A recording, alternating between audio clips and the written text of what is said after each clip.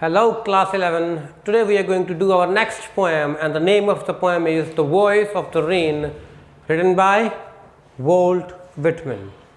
Walt Whitman writes mostly about nature.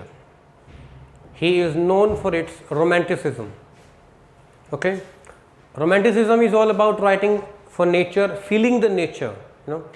Now, before we understand or read the poem, let us understand what the poem talks about or what it wants us to understand or learn. Actually, this poem is all about imagination and personification. What is imagination? That you imagine things which are not really there and you give the non-living things the powers of a living being, like they can smell, they can breathe, they can talk, clear, like human beings do. If I say the sun is smiling, I don't mean that he has brushed his teeth and he is showing his teeth by smiling. No, actually I just want to say that the sun is quite good today.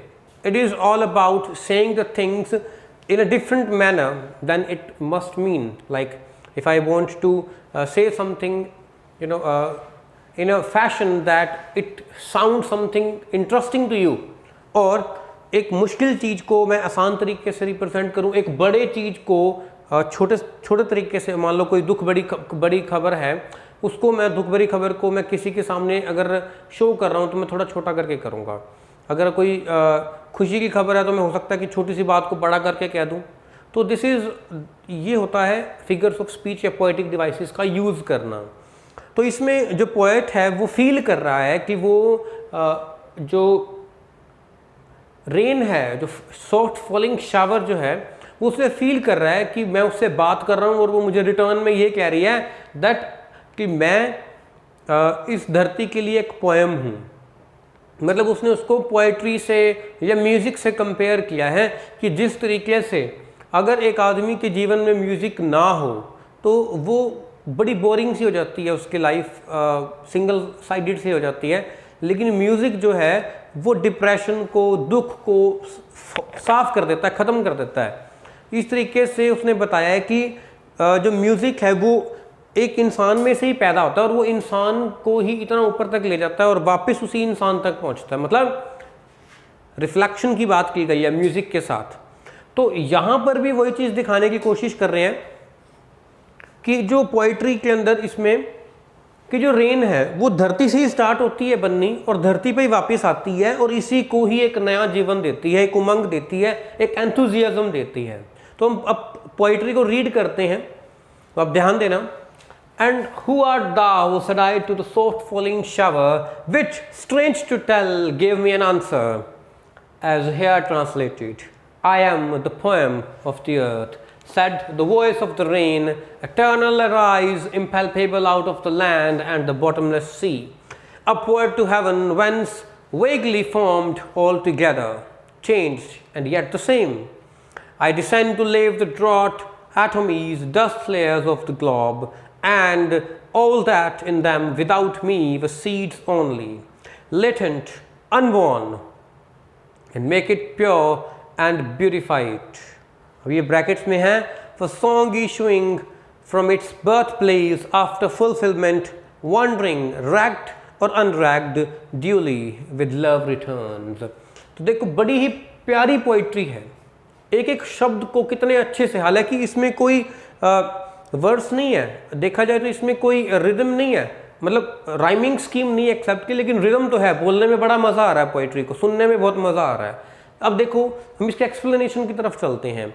And who are thou, thou is like, जैसे मैं अपनी English communication classes में आपको बताया हुआ है कि grammar कभी भी एकदम से आगे नहीं बढ़ी है, ये स्टेप बाय स्टेप इसमें इवॉल्वमेंट हुई है. जैसे जैसे किसी चीज़ की ज़रूरत पड़ी है वैसे वैसे ये क्या हुआ है, इवॉल्व हुआ है. तो दाउ पुराने ज़माने में यू के लिए यूज़ करते थे, तो you, thou means you, clear. And who are thou मतलब कि वो कहता है कि मैंने किससे पूछा, said I to the soft falling shower. अब सॉफ्ट फॉलिंग शावर एक इमेजिनेशन है, किसके लिए, रेन के लिए, इमेजिनेशन फॉर रेन. तो हम क्या सकते हैं, दिस इज इमेजरी, क्लियर. तो said I to the soft falling shower. अब इसका स्क्रीनशॉट लेना चाहो तो ले सकते हो। क्लियर? नाउ ये क्या कह रहा है कि मैंने उससे पूछा कि तुम्हें किसने बनाया है, तुम किसकी कला हो। क्लियर? किससे पूछा? उस गिरती हुई बारिश से। Clear? Which strange to tell. अब क्वेश्चन आता है व्हाट इज स्ट्रेंज। स्ट्रेंज ये है कि जो रेन है उसका कोई माउथ तो नहीं है, वो यहां पे ये कह रहा है strange to tell give me an answer, मतलब उस बारिश ने मुझे क्या दिया? जवाब दिया। वो स्ट्रेंज है। Which strange to tell give me an, हालांकि ये है उसकी इमेजिनेशन, बट वो शब्दों में उसको इस तरीके से रिप्रेजेंट कर रहा है कि उसका मुझे जवाब आया। तो ये स्ट्रेंज है, पर्सोनिफिकेशन है। एक बारिश बोल नहीं सकती लेकिन फिर भी उसको यहाँ पर ये दिखाया गया है कि उसने मुझे जवाब दिया, तो ये पर्सोनिफिकेशन है। एज एयर ट्रांसलेटेड, कि उसने क्या कहा है पोइट ने कि उसने मुझे बताया और मैं आपको ट्रांसलेट करके बता रहा हूं कि उसने मुझे क्या कहा, I am the poem of the earth. तो ये क्या है? पर्सोनिफिकेशन है कि वो क्या कह रहा है, उसने मुझे बोला इस बात के लिए कि I am the poem of the earth, मैं इस धरती की एक पोएम हूं। Set the voice of the rain. अब यहां पर नेक्स्ट पार्ट है वो यहां पर, अब इसमें देखो पहले जो दो लाइंस हैं वो क्या है? एपोस्ट्रोफी है। मैंने आपको शुरू में बताया था कि this poem is all about imagination, कि कोई चीज वहां पर नहीं है फिजिकली बट हम उसको महसूस कर रहे हैं। तो पहली दो लाइन में हम यही महसूस कर रहे हैं कि बारिश जवाब दे रही है और जो पोएट है वो उससे बात कर रहा है। It's just imagination, it's not realistic. तो उसको लिए हम एपोस्ट्रोफी फिगर ऑफ स्पीच का यूज करते हैं। हालांकि ये आपके सिलेबस के अकॉर्डिंग ना भी पूछा जाए लेकिन फिर भी आपको डिटेल में पता होना चाहिए। क्लियर? नाउ तो यहां पर हम देखा जाए तो हाइपरबोली का यूज भी हो रहा है कि मतलब एक छोटी सी चीज को उसने इतना बड़ा करके दिखा दिया कि वो पूरी धरती के लिए एक पोएम है। हालांकि है तो वो बारिश छोटी सी चीज है लेकिन उसको एग्जिग्रेट कर रहा है, उसको है ना मिर्च मसाला लगा के बताना। इट्स लाइक हाइपरबोली की छोटी सी बात है और उसको इतना बड़ा करके बता देना। जैसे मैं बोलूँ कि एग्जाम्पल लेते हैं हम कि मान लो मेरा बैग भारी है, मैं स्कूल जा रहा हूँ, मेरा बैग बहुत भारी है, मैं बोलूँ my bag weighs a ton. अब क्या वो वास्तव में 1 टन का है? नहीं, लेकिन आपने उसको एग्जिग्रेट कर दिया, इतना बढ़ा चढ़ा करके बोल दिया। छोटी सी किसी के बीच में कोई बात होती है, वो तेरे को पता है वो इतना बड़ा मिर्च मसाला लगा के वो इतनी बड़ी होगी। क्लियर? तो वो हाइपरबोली होती है। तो उसके बाद जो ये क्या कह रहा है, एटर्नल आई राइज। अब मैं 3 लाइनें इकट्ठी पढ़ूंगा और तीनों को फिर एक एक करके एक्सप्लेन करूंगा। Eternal I rise impalpable out of the land and the bottomless sea upward to heaven whence vaguely formed altogether changed and yet the same I descend to leave the drought atomies dust layers of the globe। अब इसको मैंने यहाँ पर आप देखो तो S1 S2 और S3 लिखा हुआ है। इसका मतलब क्या है कि यहाँ पर इसकी 3 अलग अलग स्टेजेस की बात की है। पहले वो धरती पर है, फिर वो ऊपर जाकर के क्लाउड का रूप लेगी, फिर वापस वो रेन के रूप में वापस आएगी। तो 3 स्टेजेस यहाँ पर रिप्रेजेंट किए हैं। तो सबसे पहला वर्ड है एटर्नल। एटर्नल का मतलब होता है नेवर एंडिंग, एवरलास्टिंग, जो हमेशा रहेगा। लाइक लव इज एटर्नल, मतलब कि वो जब तक ये जीवन रहेगा तब तक वो चलेगा, तो वो एटर्नल हुआ। God is eternal. Eternal arise मतलब जब से धरती स्टार्ट हुई है और जब तक ये खत्म होगी मैं क्या करूंगी, धरती से ही एटर्नल आई राइज, वैसे ही हमेशा की तरह राइज करते रहूंगी। Impalpable out of the land and the bottomless sea. Clear? तो उसके बाद है upward to heaven whence vaguely formed all together changed and yet the same। अब यहां पर अगर है कि अपवर्ड टू हेवन मतलब कि वो हवा तक मतलब हेवन तक जाएगा। ओ सॉरी, यहाँ पे 3 और 3 इकट्ठा आ गया, मैं आपको बताना भूल गया। एक्चुअली ये तो हम बाद में पढ़ते हैं। इम्पैल्पेबल, इसको ऐसे याद कर लो कि पाम होता है, पाम तो इम्पैल्पेबल लाइक पाम, तो जिसको हम टच नहीं कर सकते वो इम्पैल्पेबल है।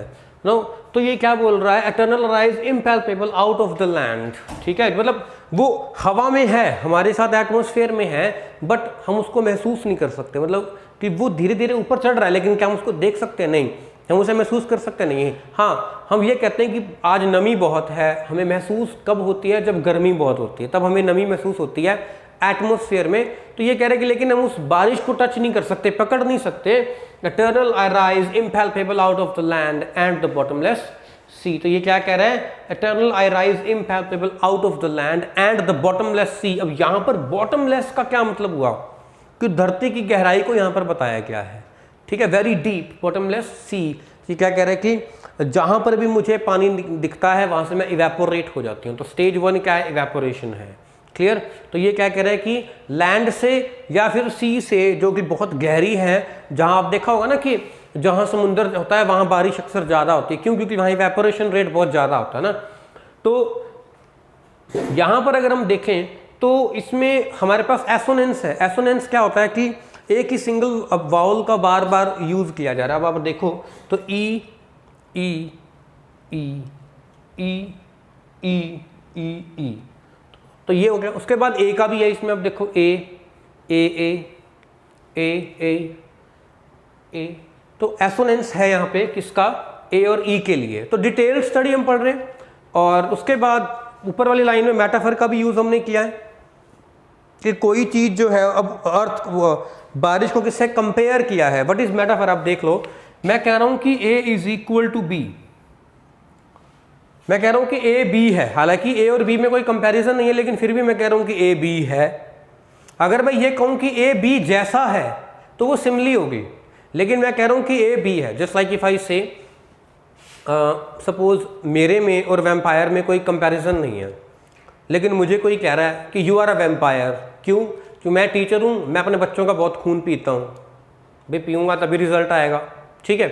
तो मुझे कोई कहे कि यू आर अ वैम्पायर, कि तुम बहुत खून पीते हो, किसका, अपने बच्चों का, स्टूडेंट्स का, ठीक। तो वह कोई मुझे कंपेयर कर रहा है वैम्पायर, अगर मेरी आउटलुक वैसी है तो वो बोलेगा you are like a vampire, तुम उसके जैसे ही हो, बट मुझे कह रहे हैं कि यू आर अ वैम्पायर। हालांकि मेरे में और वैम्पायर के कंपैरिजन में कोई वो नहीं, क्योंकि वो तो रियल में खून पीता है, लेकिन मुझे इमेजिन किया जा रहा है कि मैं वैसा हूँ। तो जब मैं कहता हूँ कि वैसा हूँ या कोई चीज़ वैसी है, तो वो हो जाती है मेटाफर। तो यहाँ पर रेन को पोएम से बताया गया कि रेन पोएम है। यहाँ पर पोएम खुद कह रही, रेन खुद कह रही है कि मैं पोएम हूँ, क्लियर। तो पोएम में और रेन में कोई कंपैरिजन नहीं है, लेकिन रेन खुद को पोएम शो कर रही है, clear, yes. Stage 2 is upward to heaven, मतलब ऊपर की तरफ, आकाश, ठीक है।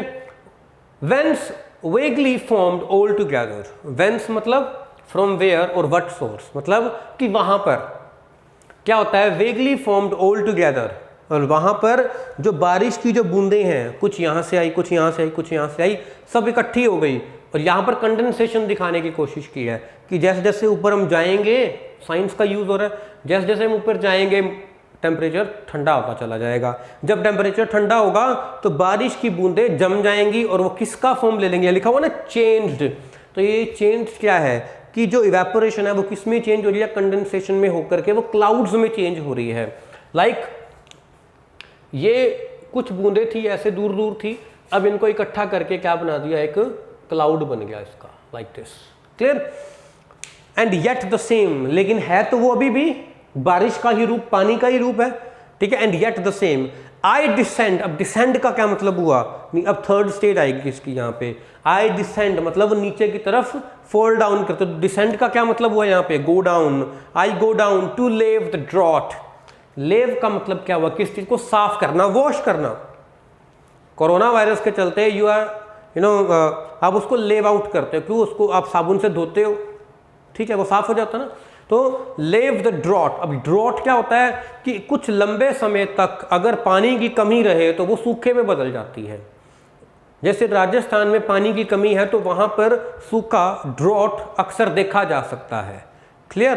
तो वो होता है ड्रॉट, कि वहां पानी की, कहते हैं कि जहां जहां पर पानी की कमी होती है, मतलब क्लाउड्स जो है वो देखते हैं। यहाँ पर ये दिखाने की कोशिश की है कि मैं कहाँ पर गिरती हूँ, जहाँ मुझे लगता है कि यहाँ पर बारिश की ज़रूरत है, यहाँ पर पानी की ज़रूरत है, तो मैं वहाँ खुद को न्यौछावर कर देती हूँ और सूखे को साफ कर देती हूँ। एटोमीज डस्ट पार्टिकल, एटोमीज क्या होते हैं, छोटे छोटे कण, dust layers of the globe. मतलब जैसे आप एग्जांपल लेते हैं कि आप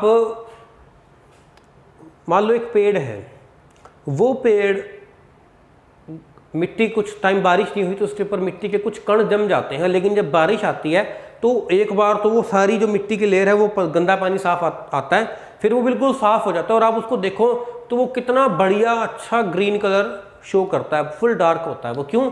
क्योंकि उसने उसके ऊपर से डस्ट लेयर्स जो हैं वो हटा दी हैं।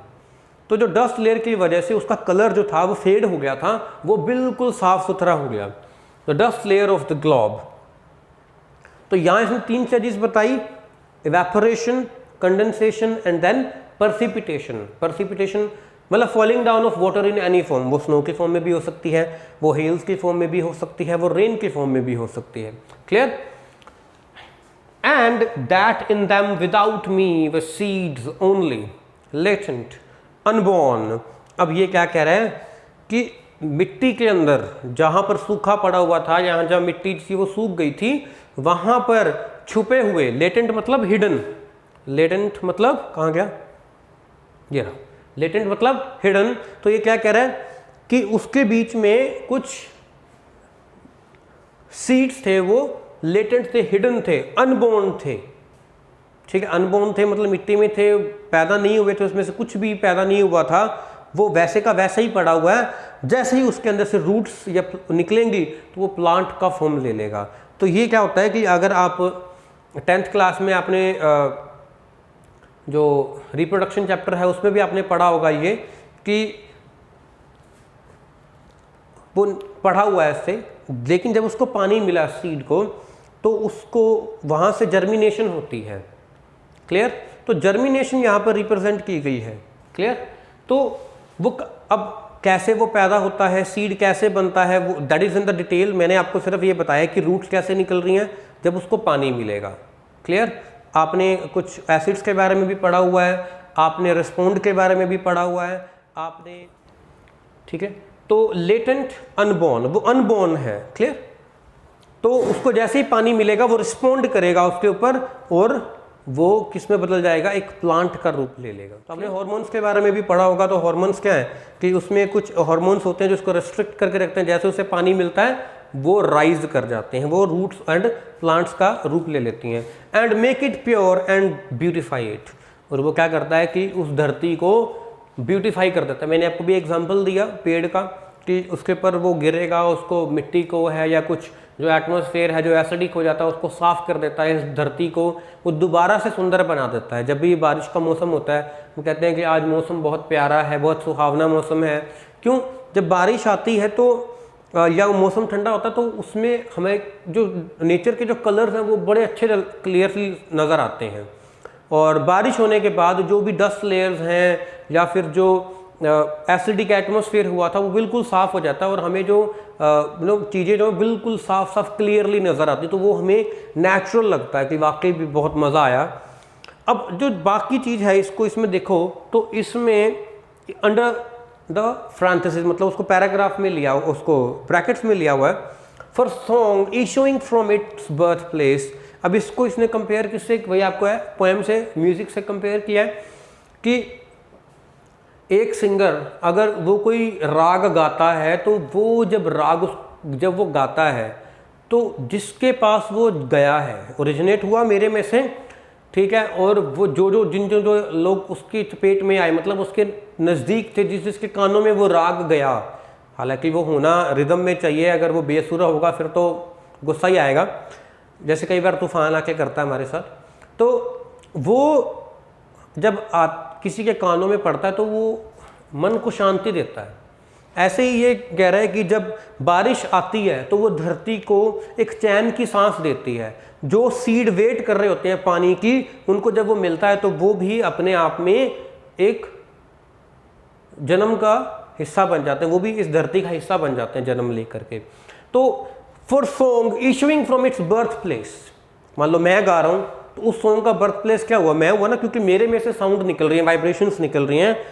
आफ्टर फुलफिलमेंट, जब वो अपना कर्म पूरा कर लेगी, मान लो मैं कोई गाना सुन रहा है, हम गाना सुनते हैं यूट्यूब पे सुनते हैं या म्यूजिक प्लेयर्स में सुनते हैं, क्यों सुनते हैं, हमारे मन को बहुत अच्छा लगता है। तो वो कहता है कि जब उसमें से वो निकला और जिसके कानों में वो पड़ा गाना तो उसको उसने क्या कर दिया, मन को शांति दे दी।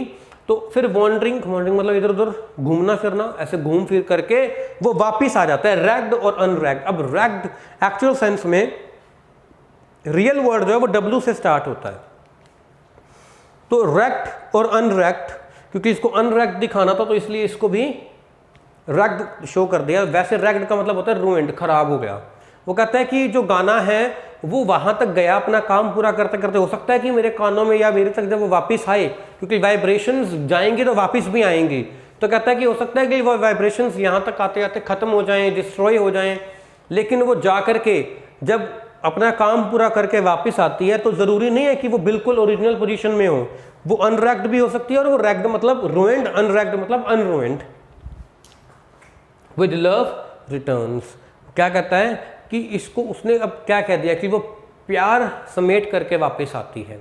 जब धरती पर बारिश एक वक्त के बाद पड़े तो हम कहते हैं कि बहुत अच्छी बारिश है, लेकिन वही बारिश अगर रोज रोज आने लग जाए तो हम उससे खिंचना शुरू हो जाएंगे। क्यों? क्योंकि ये हमारे रोजमर्रा के काम रुक रहे हैं। अब यही गर्मी बहुत है और एकदम से बारिश आ जाए तो हम कहेंगे वाह मज़ा आ गया।